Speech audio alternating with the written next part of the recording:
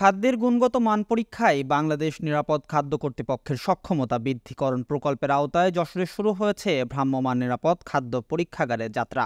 খাদ্যে ভেজাল রোধে এই পরীক্ষাগারে মিলবে তাৎক্ষণিক ফলাফল ও আইনগত ব্যবস্থা। রোববার দুপুরে জেলা প্রশাসকের কার্যালয়ে ফিতা কেটে এ পরীক্ষাগারের উদ্বোধন করেন জেলা প্রশাসক মোহাম্মদ আবরার হাসান মজুমদার। ভ্রাম্যমাণ পরীক্ষাগারে র্যাপিড টেস্ট কিট ব্যবহারের ফলে খাদ্যে ভেজালের তাৎক্ষণিক ফলাফল পাওয়া যাবে। এতে যেমন ব্যবসায়ীদের ভোগান্তি কমবে, তেমনি নিরাপদ খাদ্যের নিশ্চয়তা পাবেন সাধারণ মানুষ। খুলনা বিভাগে যে মোবাইল ল্যাবরেটরি আছে সেই কার্যক্রমের অংশ হিসাবে আমরা আসলে মূলত আজকে যশোরে আমরা এই কার্যক্রমটি পরিচালনা করছি। এই যে মোবাইল ল্যাবরেটরি আছে এখানে আমরা 32টা যন্ত্র আছে, যার মাধ্যমে আমরা প্রায় 32টা খাদ্য নমুনা আমরা ইনস্ট্যান্ট টেস্ট করতে পারবো। আমরা যখন খাদ্য স্থাপনাগুলো মনিটরিংয়ে যাই সেখানে যে ভেজালগুলো থাকে ইনস্ট্যান্ট অন স্ক্রিন মনিটরিংয়ের মাধ্যমে এবং ওইখান থেকে আমরা নমুনাটা সংগ্রহ করে আমরা মূলত এই টেস্টটা করতে পারবো আর কি। এটা আমরা যে টেস্ট কিটটা ব্যবহার করবো র্যাপিড টেস্ট কিট, ইনস্ট্যান্ট আমরা এটা রিপোর্টটা পাবো আর কি।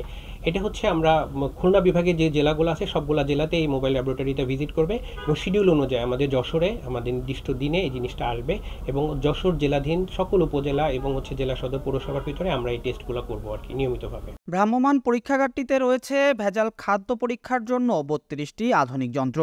খুলনা বিভাগের সবকটি জেলায় শিডিউল অনুযায়ী অভিযান চালানো হবে। ফলে যশোরে অন্তত 6 দিন ভ্রাম্যমাণ পরীক্ষাগারটি অবস্থান করবে। এতে ভেজাল খাদ্যের বিরুদ্ধে অভিযানের মান আরও উন্নত হবে জানিয়েছেন জেলা প্রশাসক। একটা খাদ্যে ভেজাল আছে কিনা বা ভেজালটা কেমন ধরনের ভেজাল, এটা ওয়েটে ভেজাল থাকতে পারে, এটার ফুড গ্রেডিংয়ে ভেজাল থাকতে পারে, এটা পরিমাণে কম থাকতে পারে, এই সমস্ত বিষয়গুলো কিন্তু এই একটা ভ্যানের মধ্যে ইনকর্পোরেট করা হয়েছে।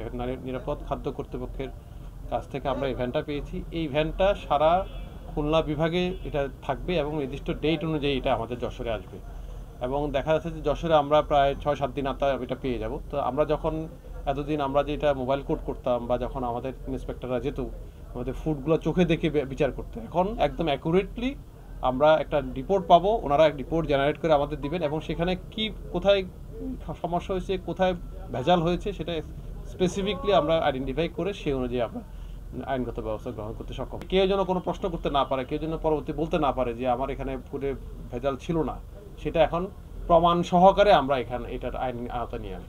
এ পরীক্ষাগার চালুর প্রথম দিনই যশোরে 4টি প্রতিষ্ঠানে অভিযান চালিয়ে পাউরুটিতে ক্ষতিকর পটাশিয়াম ব্রোমেটের উপস্থিতি পাওয়া গেছে। প্রাথমিকভাবে তাদের নোটিশ দেওয়া হয়েছে এবং পরবর্তীতে আইনগত ব্যবস্থা নেওয়া হবে। Raihan Siddique, voice of tiger.